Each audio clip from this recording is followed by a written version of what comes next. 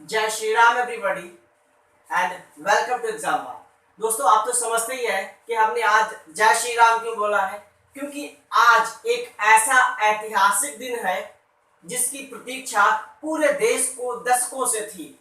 क्योंकि आज 5 अगस्त 2020 को ऑनरेबल प्रधानमंत्री नरेंद्र मोदी जी ने अयोध्या में राम जन्मभूमि के स्थान पर राम मंदिर के निर्माण की आधारशिला रखी है। और साथ ही साथ दोस्तों, एक पारिजात या जिसको हम लोग कल्पतरु कहते हैं, उस वृक्ष का भी पौधारोपण किया है।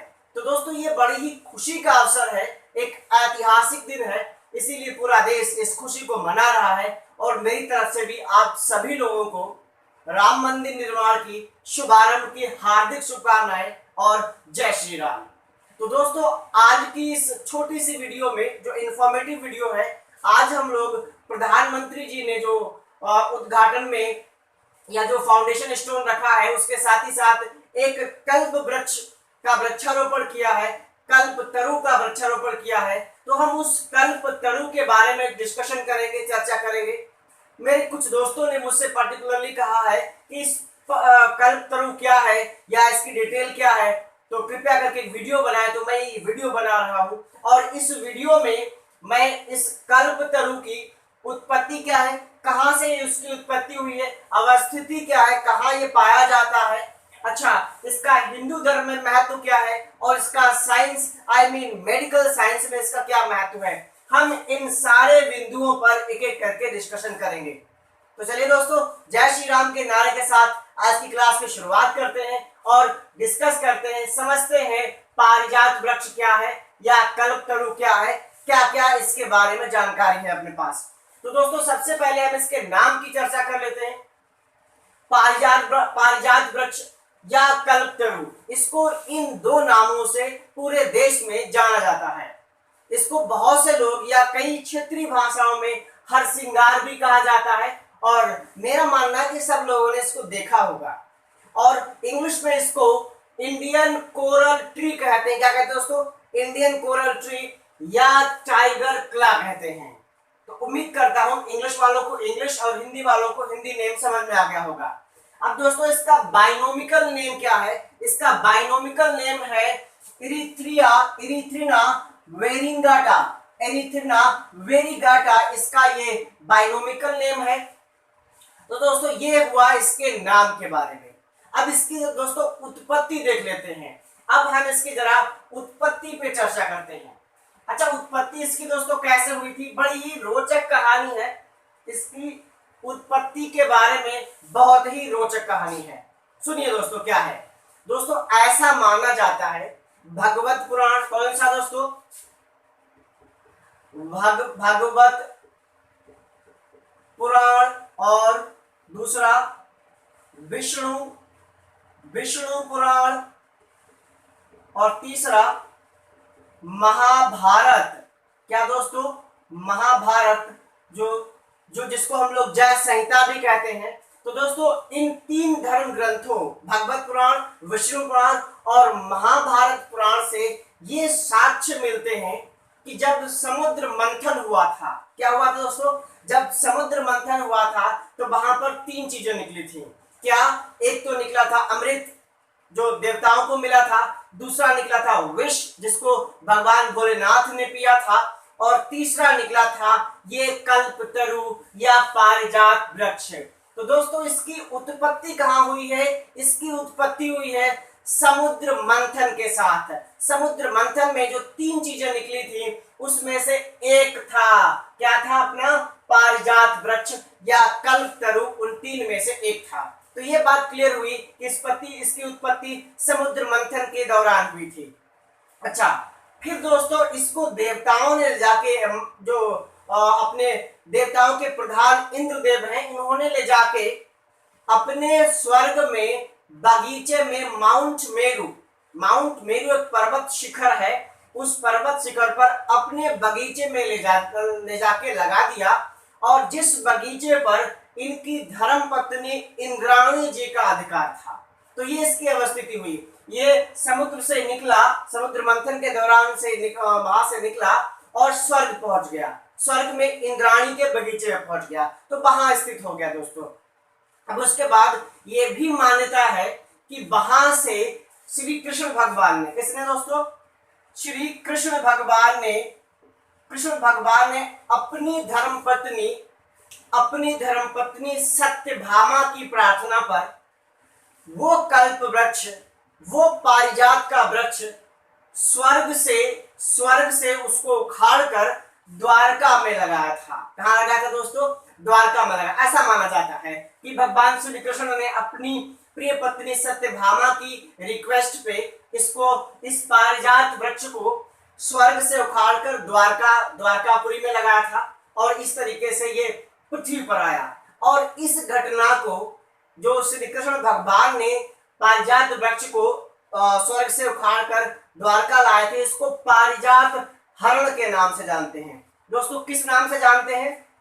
इसको हम लोग या सभी लोग हिंदू धर्म में पारिजात हरण के नाम से जानते हैं। तो दोस्तों उम्मीद करता हूं ये बात भी आपको समझ में आई होगी।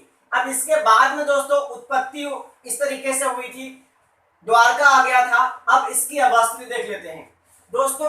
आज की डेट में ये पारिजात वृक्ष इंडियन सब कॉन्टिनेंट, कहने का मतलब भारतीय उपमहाद्वीप, कहा दोस्तों?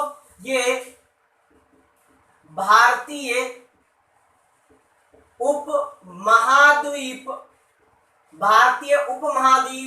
ईस्टर्न अफ्रीका, पूर्वी अफ्रीका, ऑस्ट्रेलिया, इंडियन ओशियन और पैसिफिक ओशियन, दोनों ओशियन के जो द्वीप हैं उन द्वीपों पर यह पाया जाता है। कुल मिला के भारतीय उपमहाद्वीप, पूर्वी अफ्रीका, ऑस्ट्रेलिया और हिंद महासागर के द्वीप और पैसिफिक प्रशांत महासागर के द्वीपों में ये पाया जाता है। तो ये है इसकी अवस्थिति। अब दोस्तों जरा इसके इंपॉर्टेंस की बात कर ले।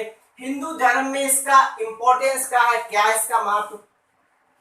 दोस्तों ऐसा माना जाता है कि ये कल्प वृक्ष दैवीय वृक्ष है, क्योंकि इसकी उत्पत्ति समुद्र मंथन के दौरान हुई थी।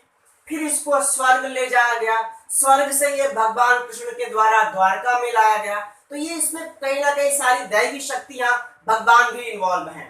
तो इसीलिए ऐसा माना जाता है कि ये कल्प वृक्ष जो इसकी सेवा करता है या जहां पर होता है, उसके जिसके घर पे होता है, जिसके यहाँ होता है, उस व्यक्ति के ये सारे दुख कष्ट हर देता है। उसकी सारी मनोकामनाएं इस कल्प वृक्ष के द्वारा पूरी कर दी जाती हैं। तो ये है इसकी हिंदू धर्म में मान्यता। इसीलिए लोग इसकी हिंदू धर्म में पूजा करते हैं। इसकी इस मान्यता की वजह से ही अपने ऑनरेबल प्राइम मिनिस्टर जी ने आज मंदिर का उद्घाटन करते समय या मंदिर की आधारशिला रखते समय इस कल्पतरु का वृक्षारोपण भी किया है। तो ऐसा माना जाता है कि इसके वृक्षारोपण से या इसके घर में होने से सारी मनोकामनाएं पूरी होती हैं, सारे कष्ट हट जाते हैं, दुख भाग जाते हैं और अच्छे दिन आ जाते हैं, सुख सुविधाएं सारी आ जाती हैं। तो ये इसका हिंदू धर्म में महत्व।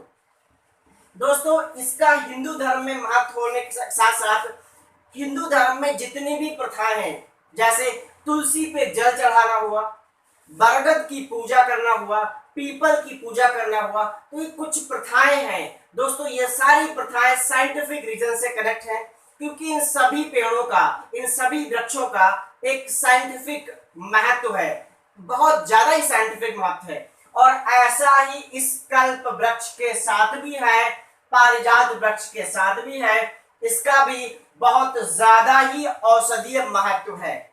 और इसके औषधीय महत्व पे हम लोग डिस्कशन करते हैं। चलिए देखते हैं इसका औषधीय महत्व क्या है। दोस्तों इसका मेडिसिनल इंपॉर्टेंट या औषधीय महत्व है, ये वृक्ष चिकुनगुनिया, डेंगू, गठिया, मलेरिया, बुखार, हाई ब्लड प्रेशर, खांसी, सांस की प्रॉब्लम, गैस आदि जैसी जो खतरनाक या कुछ प्रॉब्लमेटिक बीमारियां हैं, इनके उपचार में इसका यूज होता है। इनकी दवाइयां बनाने में इस पारिजात औषधीय वृक्ष का प्रयोग होता है। और इसके साथ ही साथ ये एंटी एलर्जिक है, एंटी वायरल है और एंटी बैक्टीरियल भी है। तो ये इसके कुछ प्रमुख मेडिसिनल इंपॉर्टेंस है, कुछ औषधीय महत्व है। इसके अलावा ये जो बालों में डैंड्रफ हो जाता है उससे भी राहत दिलाता है, और कभी कभी जो सांप काट लेता है उसकी जो वैक्सीन बनती है, उसका जो एंटीडोट बनता है, उसमें भी इसका यूज होता है। तो दोस्तों इतना इंपॉर्टेंट है ये पारिजात वृक्ष, जिसका वृक्षारोपण आज अपने honourable prime minister Narendra Modi ji ने अयोध्या में श्री राम मंदिर उद्घाटन या श्री राम मंदिर फाउंडेशन स्टोन रखते समय किया है। तो दोस्तों ये थी सारी इंफॉर्मेशन पारिजात के बारे में, जिसको मैंने आपके साथ शेयर किया। दोस्तों अगर ये इंफॉर्मेशन आपको अच्छी लगी हो तो इसको लाइक करिए, शेयर करिए इस वीडियो को जितना आप शेयर कर सकते हैं। साथ ही साथ अगर आप हमारे चैनल पर नए आए तो ऐसी ढेर सारी इंफॉर्मेशन को पाने के लिए चैनल को सब्सक्राइब करके बेल आइकन बटन को दबाना ना भूलिएगा, ताकि आपको हर एक अपडेट की लेटेस्ट न्यूज मिलती रहे। Thank you. जय हिंद, जय श्री राम।